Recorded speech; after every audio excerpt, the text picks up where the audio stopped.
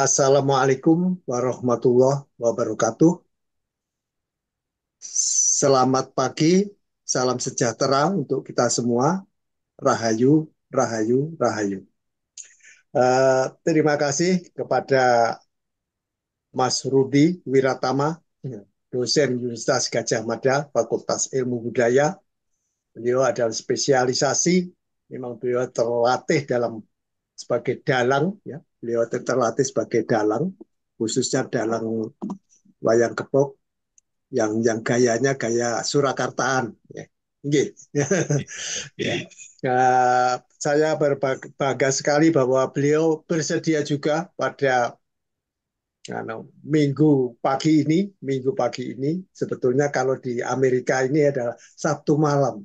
Sabtu malam. Ya, kita beda 13 jam. Nggak apa-apa.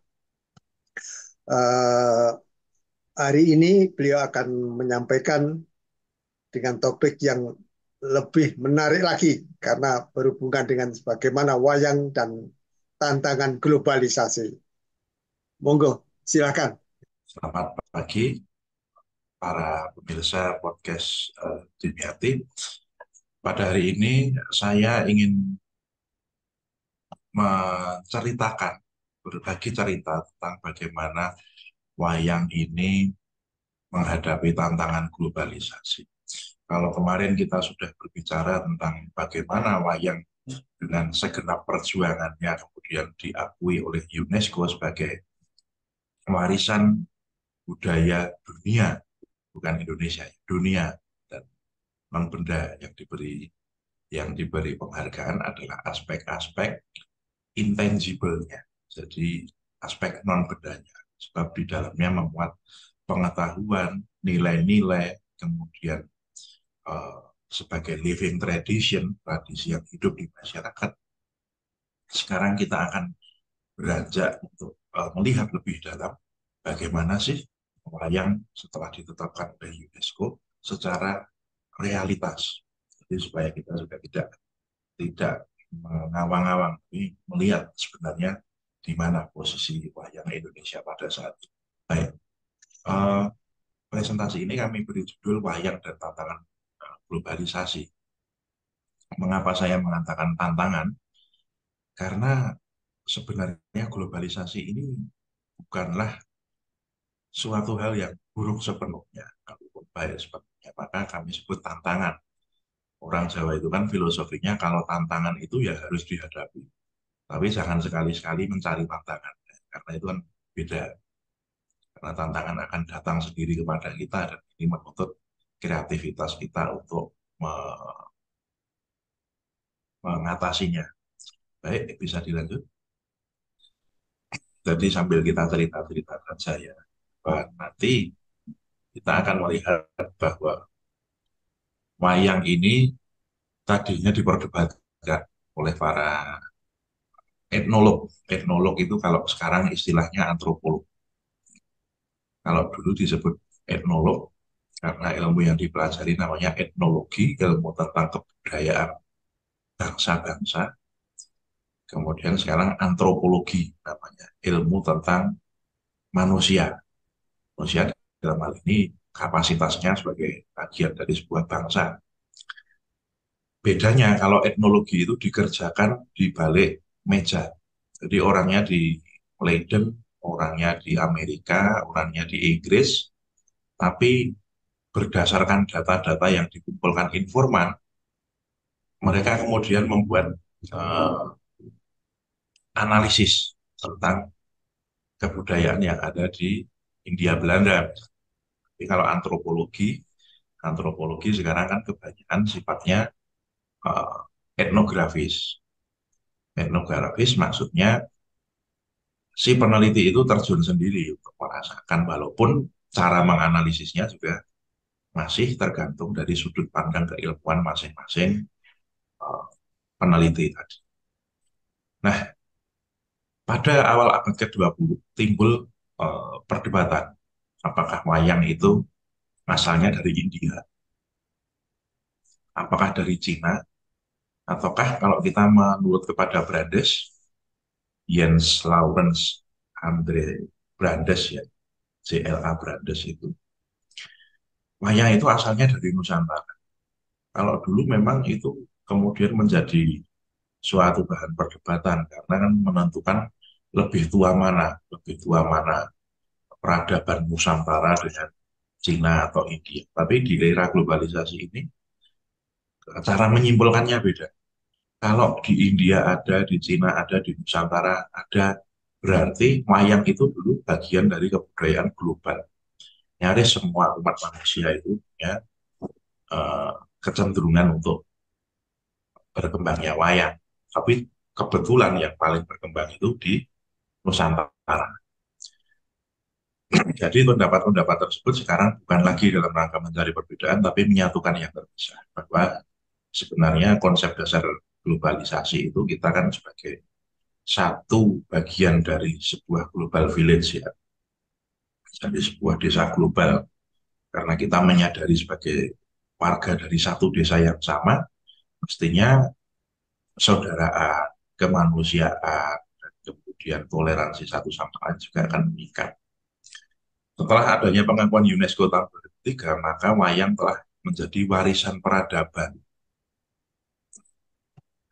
Heritage of Humanity, yang sifatnya ini umum, seluruh dunia boleh mengapresiasi, tidak harus orang Jawa, tidak harus orang Indonesia.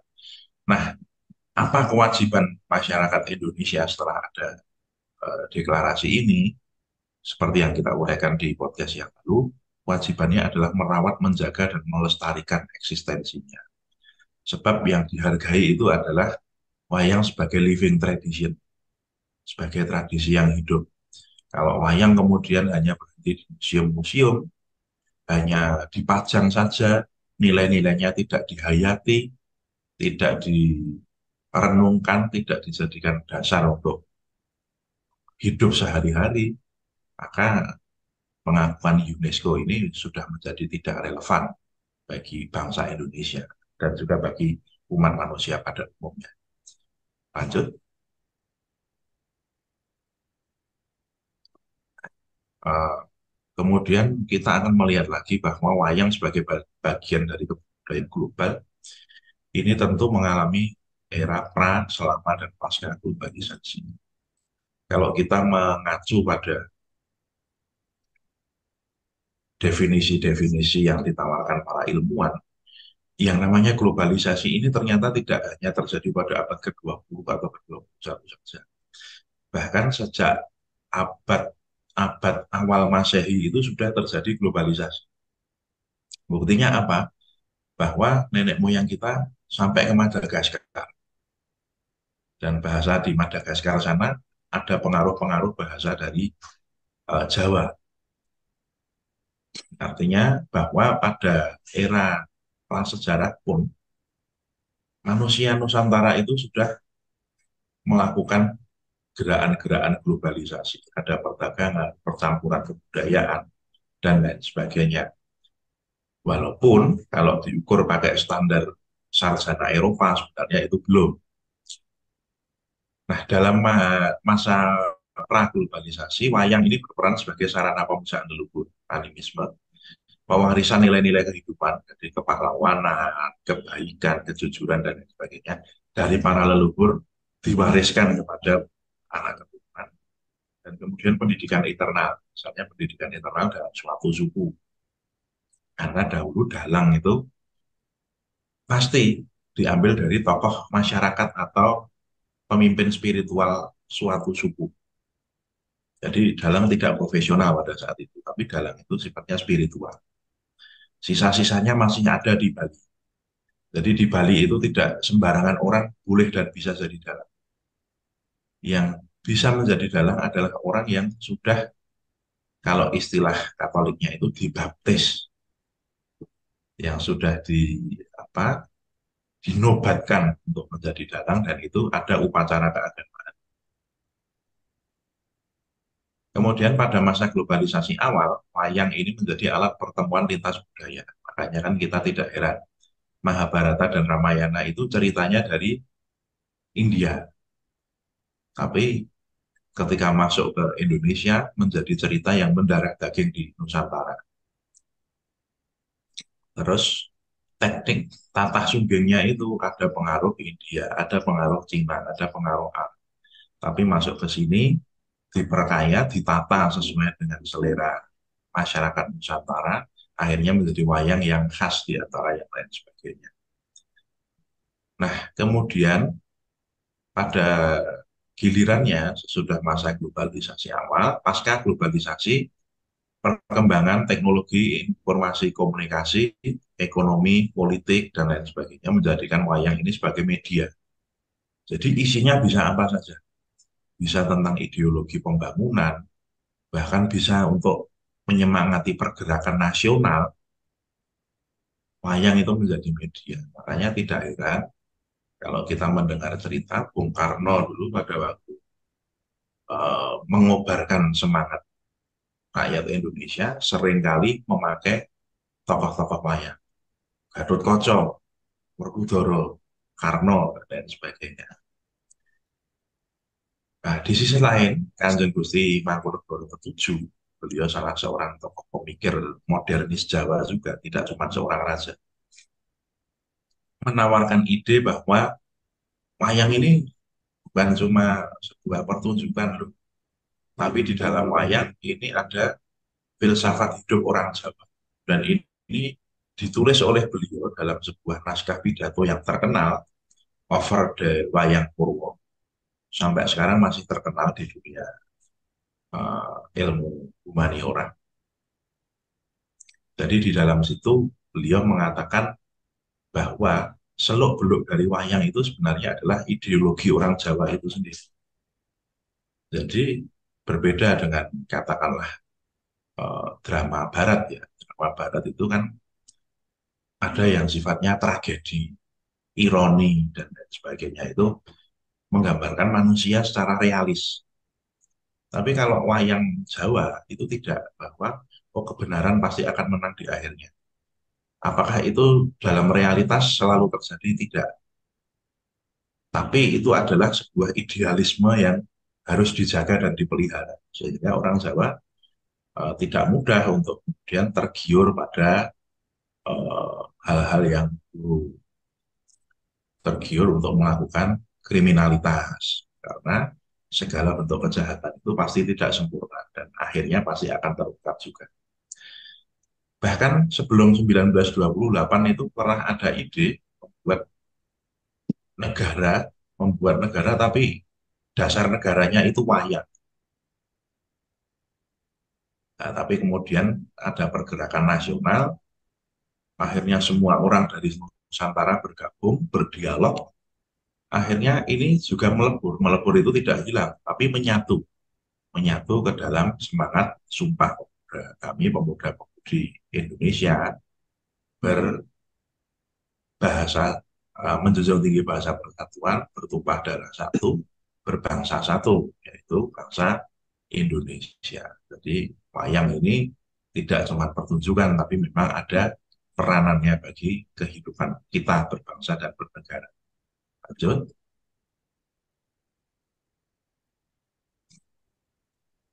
Nah, kemudian apa pengaruh globalisasi abad ke-21 pada wayang Indonesia?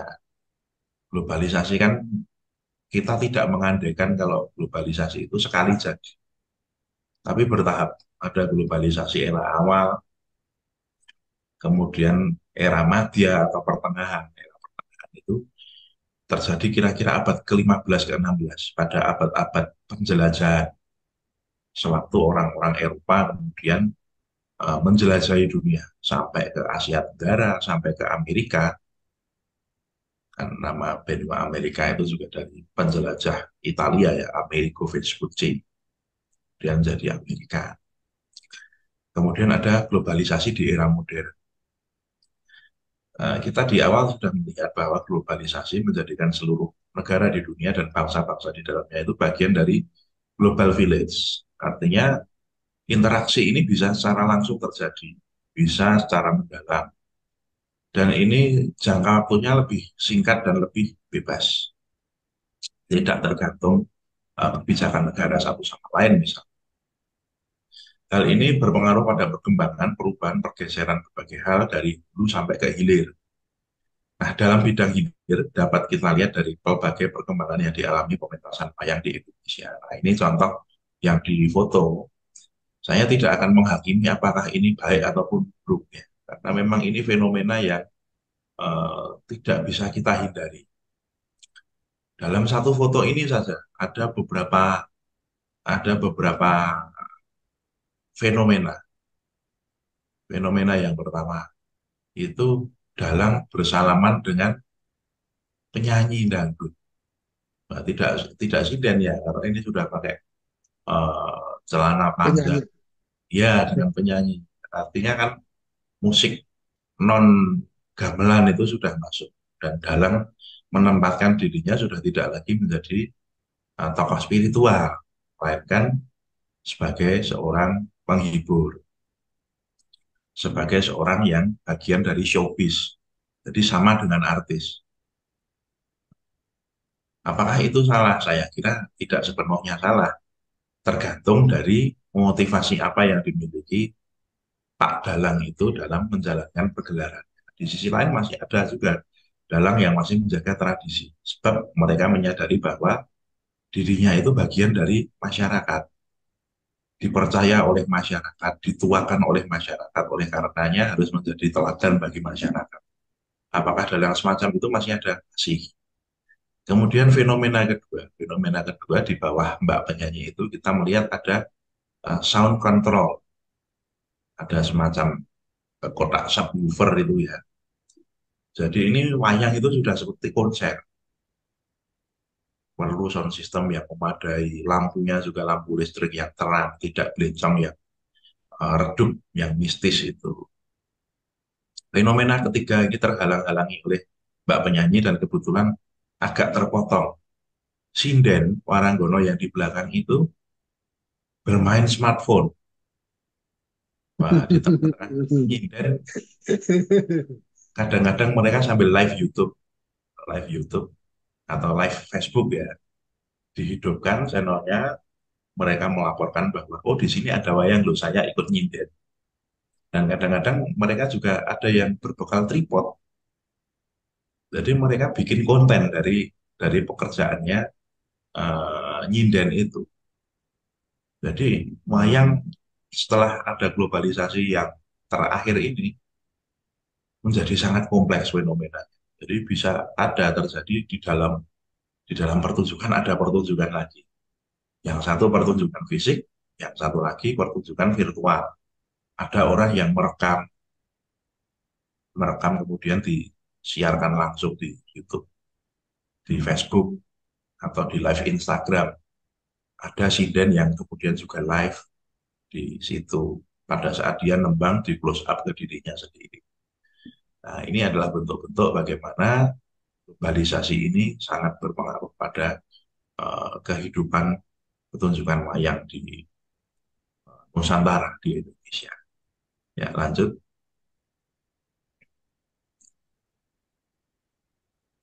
Apakah hal ini hanya terjadi di hilir di dunia pementasan? Saya kira tidak.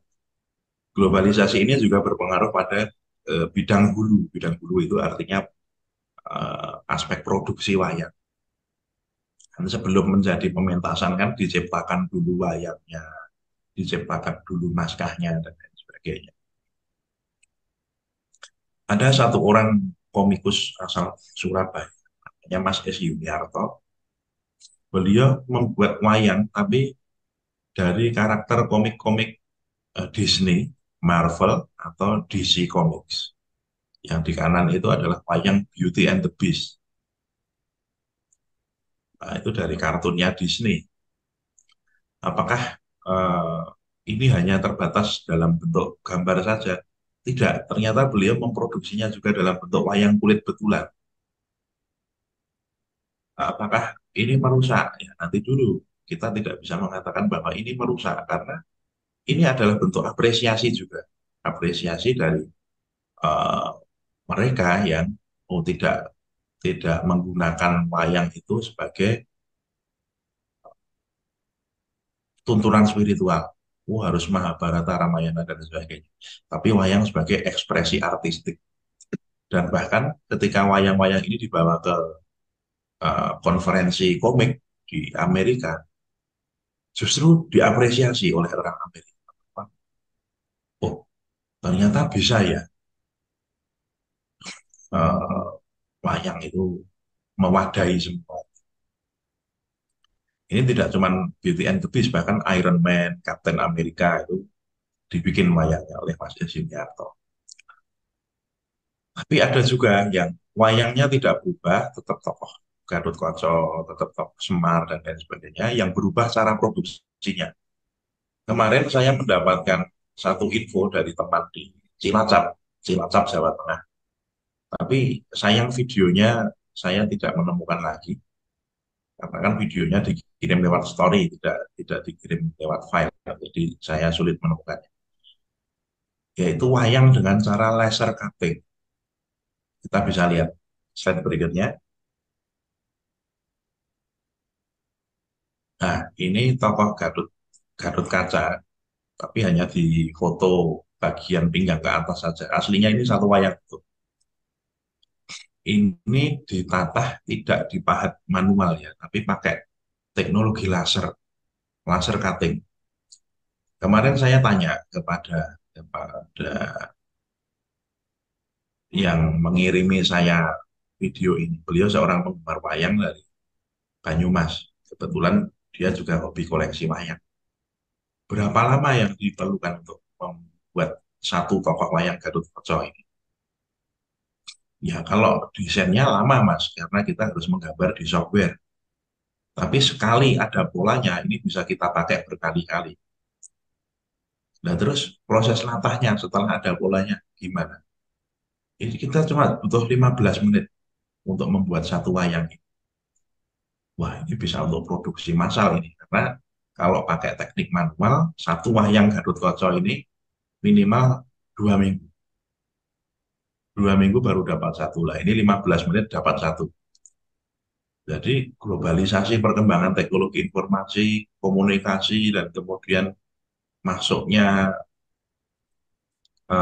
alat-alat canggih dengan masif ke Indonesia ini juga dimanfaatkan untuk pelestarian wayang. Jadi kalau kita bilang bahwa globalisasi ini dampaknya selalu negatif, saya kira tidak. Nah, kemudian apakah ini akan memusnahkan industri wayang? Nah, kebetulan yang bikin wayang laser cutting ini juga seorang dalang. Dia menjamin bahwa enggak, ini kita ada penggunaan-penggunaan yang etis. Dalam artian, laser ini kalau diterapkan ke kulit, pasti akan terbakar kulitnya. Karena kan bahannya organik. Maka mereka menggunakan bahan sintetis. Bahannya dari kertas sak semen itu. Lebih stabil. Kalau di laser, tidak masalah. Jadi ini untuk membuat wayang karton, buat wayang mainan, untuk pengenalan untuk anak-anak, katakanlah ini sangat ideal. Nah, cepat dan kemudian ongkosnya lebih murah juga, dan kemudian ini bahannya mudah tersedia. Baik, lanjut. Nah, akan tetapi di sisi lain kita juga tidak dapat menutup mata. Sebenarnya ini sebuah cerita yang menarik ya, karena sebuah kebetulan. Saya mengambil foto ini baru kemarin siang, ketika saya eh, berjalan-jalan di daerah perajin Gapit. Gapit itu gagangnya wayang kulit. Di daerah Kuwel. Kuwel itu di Klaten, dekat pabrik air minum Aqua. Jadi ada sebuah desa kecil di dekat pabrik air minum Aqua itu namanya Desa Kuwel. Itu selama ratusan tahun sudah menjadi sentra industri Gapit, gagang wayang. Saya melihat bahwa dari 3 perajin yang saya kunjungi itu, semuanya nyaris tidak punya stok. Satu. Dan kemudian ada gapet itu sekarang sambungannya sudah banyak, tidak bisa dari satu tanduk kerbau yang utuh yang mulus itu tidak bisa. Kemudian saya tanya, permasalahannya apa sih Pak? Kok sampai eh, terjadi demikian? Apakah karena kerbau itu sudah langka? Oh kalau kerbonya nggak langka, kerbonya nggak langka. Tapi ada beberapa faktor. faktor yang pertama, bahwa kerbau Indonesia itu karena faktor pakan ya, karena faktor pakan sekarang tanduknya itu lebih rapuh karena mereka kan pakannya sekarang sudah pakan kimia dan tidak pakan alami. Tanduknya ternyata lebih rapuh. Jadi kalau dibikin gapit sulit kalau utuh. Kemudian yang kedua karena free trade, perdagangan global. Jadi bahan baku tanduk ini langsung diambil sama orang luar negeri karena sudah free trade kan tidak ada halangan. Bisa langsung beli kepada pemasok. Yang bagus-bagus sudah diangkut ke sana untuk bahan frame kacamata, untuk bahan sisir. Jadi untuk industri yang lebih besar. Kalau tidak salah industrinya itu ada di Jerman. Nah, akibatnya bahan-bahan yang berkualitas baik ini orang Indonesia sulit mendapatkan. Ini ternyata tidak hanya tanduk kerbau. Kulit kerbau juga sekarang langka di Indonesia karena juga diekspor. Saya pernah lapor itu kepada satu teman yang dekat dengan Kementerian Pendidikan dan Kebudayaan bahwa ayo ini dijadikan concern bersama. Bukan berarti kita menghalangi perdagangan bebas, tapi ini ada industri-industri yang terancam, industri kerajinan rakyat yang menghidupi seni tradisi, khususnya wayang kulit. Nah, dari sini kemudian ada dua sikap. Yang pertama menggunakan bahan alternatif. Kalau dulu dari tanduk kerbau kapit itu, sekarang dari fiber. Nah, tapi kan fiber sifatnya kesat, tidak licin. Kemudian kulit kulit kerbau, kalau dulu kulit kerbau sekarang pakai kertas sak semen atau memakai bahan talang, fiber. Tapi ada juga para pembuat wayang ya, mereka merasa harus menjaga tradisi ini, pilihannya hanya tinggal bertahan atau menunggu sampai betul-betul mereka tidak bisa berproduksi lagi. Karena yang kami kunjungi itu 3 bulan yang lalu masih memproses tanduk utuh. 3 bulan kemudian, setelah berselang 3 bulan, saya kunjungi, yang bisa diproses di situ hanya tinggal sesetan-sesetan saja. Sisa-sisa dari produksi mereka di masa lalu. Loh, apa nggak ada tanduk baru yang turun dari pemasok? Sudah tidak ada sama sekali. Kalaupun ada, kita harus membelinya dari pengepul dengan harga 2 atau 3 kali lipat. Nah, ini gambaran saja dari bagaimana globalisasi itu menjadi sebuah tantangan bagi tradisi wayang kulit. Tidak hanya pertunjukannya, tapi sampai ke produksinya. Lanjut. Nah, ini untuk kita pikirkan bersama bahwa globalisasi tentu saja punya dua mata uang, sisi mata uang. Ada positifnya, ada negatifnya. Tapi ini tergantung dari bagaimana kita menyikapinya. Sebab globalisasi itu tidak mungkin tidak akan terjadi. Kan manusia itu makhluk sosial, selalu ingin memperluas jaringan sosialnya, selalu ingin berkomunikasi. Tidak mungkin ada orang yang hanya puas dengan lingkungan sekitarnya. Tentu mereka akan memperluas jaringan untuk mendapatkan dan memenuhi kebutuhannya. Itu niscaya terjadi. Nah, di dalam deklarasi UNESCO kita mengetahui bahwa yang dihargai dalam wayang itu adalah aspek kebudayaan yang hidup atau living culture-nya. Maka pewarisan nilai-nilai pengetahuan di dalamnya ini adalah penting sebab itu bagian dari tatanan masyarakat yang kita jaga. Sayangnya sekarang ini sudah mulai dalam artian apa? Kita bisa melihat di era-era mendekati Pilpres inilah. Saya tidak akan menyebut satu nama calon dan lain sebagainya, tapi ini fenomenal. Kita melihat di dalam sosial media, orang Indonesia itu wah, saling menghina satu sama lain, saling menjelekkan satu sama lain, kemudian menyebarkan berita bohong dan lain sebagainya. Kalau dipikir-pikir, sebenarnya ini kan sangat bertentangan dengan nilai-nilai yang ada dalam bangsa kita. Artinya apa? bahwa ini sudah luntur, mau tidak mau kita harus mengakui. Dan ketika ini luntur, efeknya sangat dahsyat. Masyarakat Indonesia yang ramah kemudian menjadi mudah marah, gampang tersulut, kemudian mudah dipengaruhi, kemudian mudah dibeli dalam artian memilih pemimpin juga tidak berdasarkan pilihan-pilihan yang bijaksana, tapi karena suaranya dibeli dan lain sebagainya. Nah, tatanan-tatanan luhur yang sudah diwariskan oleh para pendahulu kita ini, salah satu channelnya adalah dari wayang. Kalau wayang sebagai living culture, living tradition ini eh, lambat laun kehilangan arti pentingnya bagi masyarakat, nah kita tidak bisa membayangkan seperti apa masyarakat Indonesia itu nanti. Kiranya demikian dari kami. Semoga urian ini menjadi sebuah titik bagi kita untuk merenung kembali dan kemudian menata kembali bangsa Indonesia ke arah yang lebih baik dan kita jaga bersama-sama wayang sebagai warisan peradaban kemanusiaan supaya tetap eksis dan lestari.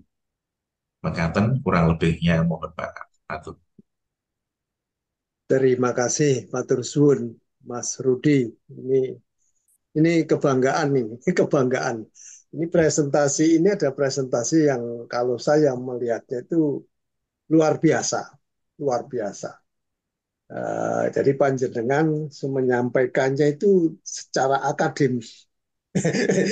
Jadi bukan bukan wayang sebagaimana eh, biasa disampaikan monoton gitu ya. Sekarang itu dengan sisi-sisi yang saya lihat itu saya sangat setuju dari berbagai filosofi yang dipakai dari awal sampai yang terakhir ya.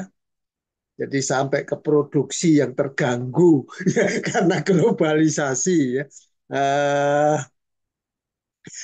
ada pertanyaan yang sebetulnya saya dari dapat kiriman PowerPoint-nya tadi itu menanyakan Kanjeng Mangkunegara siapa tadi yang Ya, ketujuh setuju. itu tahun berapa ya kira-kira?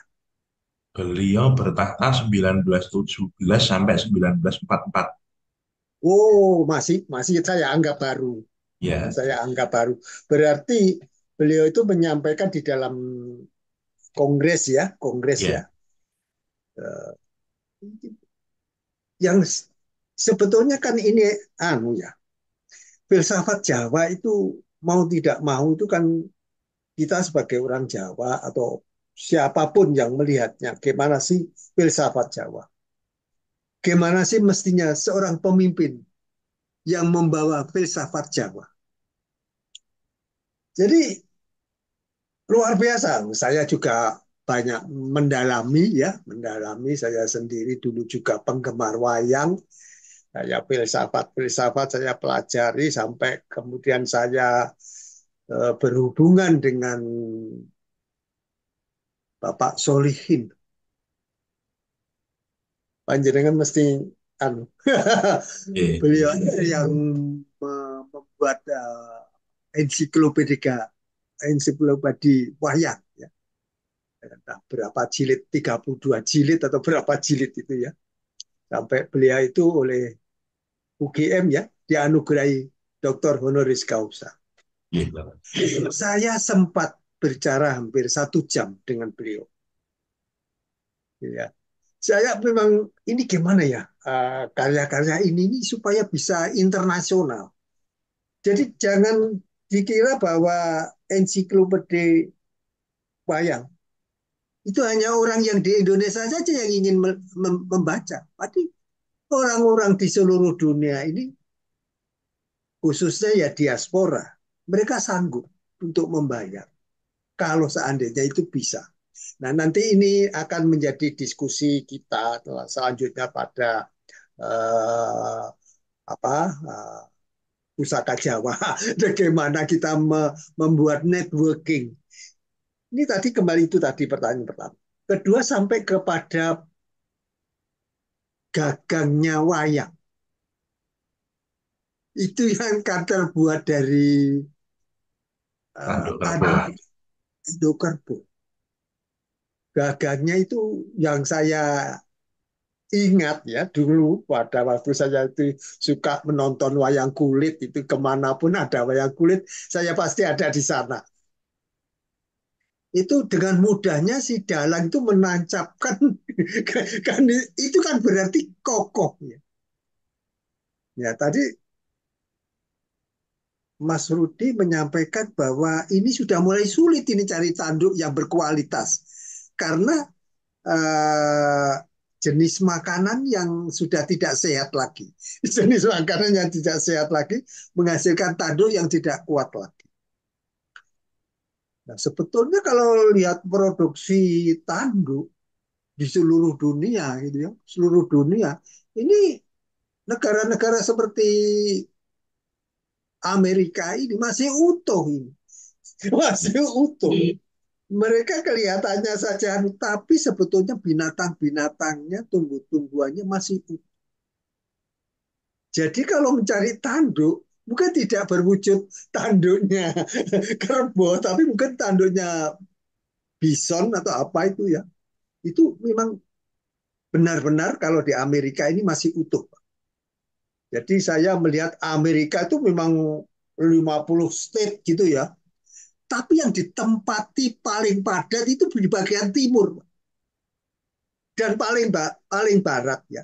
Timur itu kalau kita melihat peta itu paling kanan ya, paling Iya. kanan.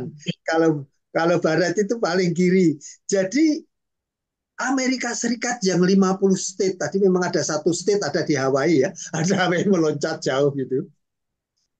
Ini kalau dilihat itu dari terbentuknya itu Amerika itu memang dari timur gitu. Dari timur 13 negara bagian pertama itu ya. Jadi kalau lihat gambar bendera ini kan ada 3 garis. Itu 13 negara awal yang menghasilkan Amerika Serikat sekarang yang jadi 50 itu asalnya 13. Daerah-daerah yang tengah-tengah seperti saya ini Iowa ini Pak. Itu kosong Pak. Kosong melompong. Kalau orang Jawa bilang kosong melompong. Lu itu berapa? Sudah sepanjang mata memandang itu cuma sawah hijau. Sungai itu masih utuh, jernih. Karena orang kalau mancing, ikannya dikembalikan. Jadi ikan dipancing hanya untuk hobi, setelah sampai di tangan, dikembalikan lagi. Jadi ikannya juga masih utuh. Ya, ikan. Nah, ini balik lagi kepada apa tadi, pertanyaan saya juga menanyakan tadi Mas Rudi menyampaikan ketika menyampaikan ada gambar ya, dalang. Terus ada, kalau dibilang sinden bukan, karena sindennya duduk. Sindennya kan duduk tadi. Tapi sindennya pegang HP kan. Ya, ini Iya. kan fenomena baru. Terus penyanyinya tadi, nah nggak tahu, saya ingat saya yang pernah saya ikuti di YouTube itu lagu-lagu yang disampaikan itu tidak ada hubungannya dengan musik dengan gamelan ya. Kan nggak ada. Berarti mereka kan membawa musik dari audio yang lain. Gitu. Tapi ini kan sebetulnya kalau saya seperti yang Mas Rudi sampaikan tadi, kita melihatnya dari sudut mana ini? Jadi kita melihatnya dari sudut mana? Kalau dilihat dari sudut aslinya, wayang itu diciptakan sampai kalau kita tadi sudah disampaikan bahwa di Bali itu tidak semua orang bisa menjadi dalang. Tidak semua orang bisa menjadi dalang karena dianggap sakral. Jadi seorang dalang itu tidak sembarang orang bisa menjadi dalang kalau tidak memenuhi persyaratan-persyaratan. Ini kan materi yang disampaikan Mas Rudi saat ini saya anggap luar biasa. Panjenengan sudah menyampaikannya dengan berbagai sudut, ya, sudut akademisnya ada. Nah, jadi kalau wayang itu dulu katanya orang, oh itu dari India, menurut ini, ya. menurut ini. Oh, ini dari Cina, menurut ini. Oh, ini dari Nusantara, dari Jawa, menurut Brandes. Ini kan pandangan akademik yang mempunyai dasar hasil penelitian yang bisa dibuktikan, ya bisa dibuktikan sampai ke tahun-tahunnya pun bisa dibuktikan. Nah, ini bagus. Seandainya yang kita bicarakan ini atau yang ide-ide yang akan kita buat global, bahwa sebetulnya penggemar wayang itu, maaf, bukan hanya di Indonesia, yang di luar negeri luar biasa penggemarnya banyak. Di luar negeri. Jadi kalau kita nanti membicarakan ke pusaka Jawa, dan bukan juga soal kita itu harus kok Jawa sentris itu juga. Ini adalah Jawa adalah salah satu dari ini budaya Nusantara ini. Jadi budaya Jawa ini, filsafat Jawa ini luar biasa bagus. Mestinya kalau filsafat yang dipakai ini, filsafat Jawa yang benar-benar ini, seperti tempo hari Mas Rudi menyampaikan, kenapa Indonesia itu kok begini-begini saja? Hah? Kok begini-begini saja, kok nggak maju-maju, nggak anu? Ya karena pemimpinnya sudah melanggar daripada filsafat yang sudah diajarkan. Jadi tidak ada itu mestinya adigang, adigung, adiguno. Apa itu lagi? Nah, kemudian kalau sudah menjadi pejabat begitu jadi sombong, pamer. Bahkan nggak tahu filsafat dulu itu ada Gajah Mada kalau nggak salah ya. Dalam sumpahnya itu ada sumpah Amukti Palapa. Tidak mau memakan palapa ya. Palapa itu setelah saya teliti-teliti ternyata palapa itu bumbu, Pak. Palapa itu bumbu. Palapa saya tanya-tanya ternyata menemukan ada bahasa dari bahasa Madura. Palapa. Nah, nggak tahu nanti kita bisa diskusi lebih lanjut masalah ini. Tapi ini menarik kan, sebetulnya dari manapun bahasa itu diambil. Tapi palapa itu bumbu, berarti tidak makan seenak-enak si Gajah Mada itu. Jadi sebetulnya dari semangat ini kita itu oh dulu tokoh kita ini, tokoh yang berhasil menyatukan Nusantara. Jadi kalau zaman Majapahit itu ya, kalau kita yang dikatakan Nusantara kan termasuk Malaysia sekarang. Mungkin Thailand bagian selatan itu masuk, itu Filipina, sebagian Filipina, mungkin tidak Sulawesi, sebagian Filipina masuk. Jadi luar biasa bagaimana itu. Dan tadi di dalam cerita sebelumnya, dalam podcast ini, Panjenengan sudah menyampaikan bahwa masa lalu itu banyak orang-orang meninggalkan di Madagaskar. Pulau yang sebetulnya jauh di sebelah barat, ya. Kalau kita mau naik kapal, kapal itu harus siap menghadapi ombak laut, ya. Itu harus menyeberang terus sampai hampir mendekati benua Afrika, Madagaskar. Dan saya menemukan di dalam cerita rakyat lain, Pak. Itu ada cerita, kemudian cerita rakyat Madura yang panjenengan nanti bisa melihatnya di dalam website University of Iowa. Ada 30 cerita rakyat Madura dalam semua bahasa ini sekarang.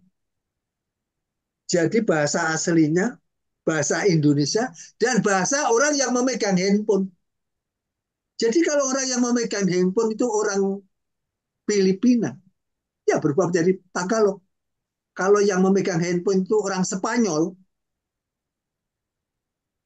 saya sudah tes. Saya sudah tes orang Spanyol. Coba buka ini. Ternyata berubah menjadi bahasa Spanyol.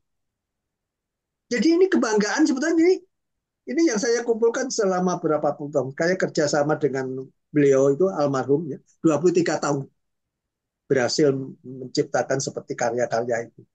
Dan ini kita bukan hanya yang cerita rakyat lokal seperti Madura, nanti ada Jawa, nanti ada Sunda, nanti ada Bali, ada Batak, ada Aceh, ada Papua, ada Dayak, ada Melayu, ada Bugis. Mana cerita-cerita rakyat itu mana? Kok tidak ditampilkan? Dan ini mengenai wayang ini, wayang mari kita eksplor lebih dalam.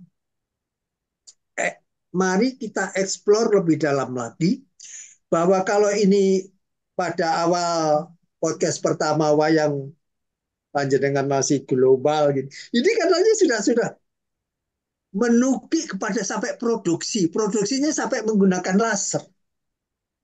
Tadi kan ini itu sudah ke teknologi. Saya orang fisika suka itu dengan teknologi itu suka. Tapi bagaimana teknologi itu membantu manusia? Bagaimana menggunakan teknologi membantu manusia? Kita tadi melihatnya dengan titik-titik apa? Tadi ada positif, ada negatif. Nah, tergantung pada bagaimana sudut kita itu melihatnya. Kalau kita itu apa ya bahasa, nggak tahu apakah ini bisa nggak begitu nggak pas ya. Kalau kata legowo tidak pas ya. Kata-kata legowo tidak pas. Karena ini kita harus, kalau saya menggunakan kata open minded, berjiwa terbuka. Oke. Kalau kita menggunakan berjiwa terbuka bahwa kebenaran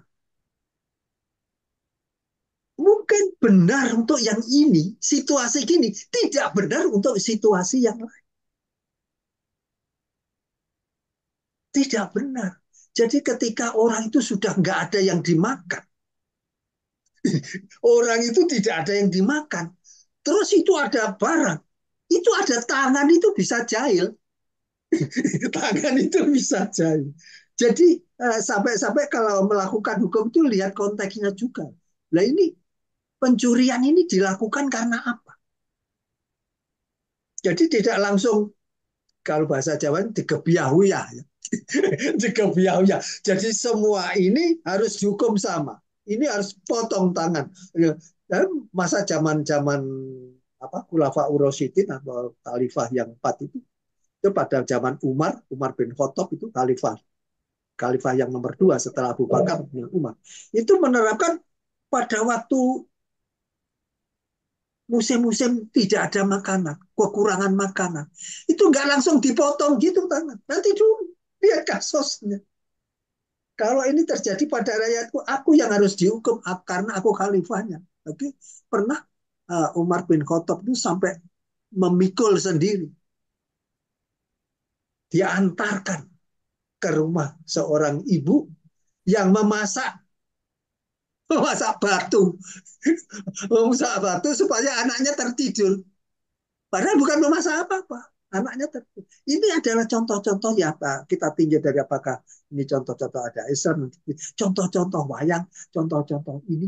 Mari kita angkat apakah nanti dalam bentuk cerita pendek, apakah dalam bentuk tadi dipodcastkan atau dibuat bentuk channel, apa di bentuk saluran YouTube, apakah channel lain.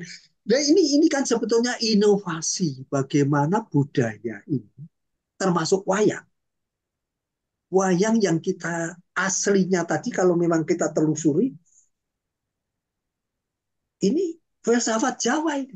Kalau menurut Kanjeng Mangkunegara VII, ya, ini filsafat Jawa yang diusul. Dan ini benar. Ini benar. Bagaimana kita menerangkan kepada generasi berikutnya kalau kita menggunakan cara yang sama? Kalau kita menggunakan cara yang sama, mereka tidak menerima. Mereka tidak menerima. Dulu kalau kita sampaikan dengan wayang kulit yang semalam suntuk, lo besoknya ujian, besoknya harus tentamen, besoknya harus kuliah, terus dosennya besoknya harus ngajar. Kalau mengikuti semalam suntuk, jadi kalau nanti di klip yang pendek dengan bisa diputar lagi, inilah wayang bisa kita sajikan. Bukan hanya untuk berbahasa Jawa, bisa bahasa Indonesia, bisa bahasa Inggris. Nah nanti kan tinggal translate. Menggunakan aplikasi kan tinggal translate apa yang kita bicarakan sekarang ini otomatis nanti jadi bahasa bahasa Inggris kalau kita anukan. Jadi ini bisa bisa bisa dimanfaatkan teknologi, tapi kita memanfaatkan teknologi untuk bagaimana menyebarkan ya me, apa, menjelaskan kepada semuanya ya. Jadi orang-orang diaspora yang ada di luar negeri yang kadang-kadang apa teringat masa kecilnya suka wayang. Nah ini terobati. Jadi kalau ensiklopedia yang dibuat Bapak Solihin itu bisa dijual melalui Amazon ya. Ya, saya belum belum bicara langsung pada beliau. Ini gimana ini? Bisa nggak ini kita anukan melalui Amazon supaya saya juga bisa beli. Saya bisa beli. Saya mohon Mas Rudi bisa menyimpulkannya bagaimana ini luar biasa. Jadi syukur kalau panjenengan masih kerso nanti bisa kita kembangkan pada episode berikutnya tapi dengan sudut pandang yang berbeda. Kalau nanti memungkinkan, monggo disimpulkan. Baik, terima kasih Pak Timiati. Jadi dari urian kami tadi, kita melihat bahwa wayang ini selain sebagai suatu kebudayaan yang adiluhung, sebagai suatu kebudayaan yang masterpiece, tapi kita tidak melupakan juga bahwa wayang adalah living tradition dan living culture, jadi budaya yang hidup dan tradisi yang hidup. Sebagaimana halnya apapun yang hidup pasti akan bergesekan atau bertemu dengan berbagai tantangan dan rintangan selama dia masih eksis di dunia ini. Ya, yang menjadi pertanyaan adalah bagaimana cara kita menyikapi segala tantangan dan rintangan tersebut. Kalau kita bersikap sangat resisten, kemudian tidak mau berkembang dan lain sebagainya, tentu ini akan membawa hal yang buruk juga. Tapi di sisi lain, kita juga perlu mempertahankan nilai-nilai, mempertahankan piwulan atau pengetahuan yang ada di dalamnya, sebab yang dihargai oleh UNESCO itu, aspek piwulan, aspek nilai-nilai, aspek kebaikan, dan bagaimana dia menjadi daya dukung untuk kehidupan kita berbangsa dan bernegara. Nah, semoga dengan uraian pada hari ini kita bisa mengambil manfaatnya dan kita bisa membuka cakrawala pandang yang lebih luas lagi, akan menjaga kelestarian dan kehidupan wayang di masa yang akan datang. Demikian, terima kasih. Terima kasih, matur suwun. Beginilah ibu-ibu, bapak-bapak, adik-adik semuanya, dan saudara-saudara yang menyaksikan podcast saat ini luar biasa. Uh, Insya Allah kita akan kembangkan dalam berbagai cara, akan sesuai dengan keadaan beliau, kapan beliau bersedia, nanti tanpa mengganggu kesibukan beliau yang sudah amat sangat padat di keraton, amat sangat di keraton dan juga di kampus ya, juga di kampus, juga di riset-riset itu. Jadi beliau ini adalah memang spesialisasi sastra dan budaya Jawa. Ya. Saya kira saya cukupkan sekian dan kita berpisah. Assalamualaikum warahmatullahi wabarakatuh. Selamat pagi, salam sejahtera untuk kita semuanya. Rahayu, rahayu, rahayu.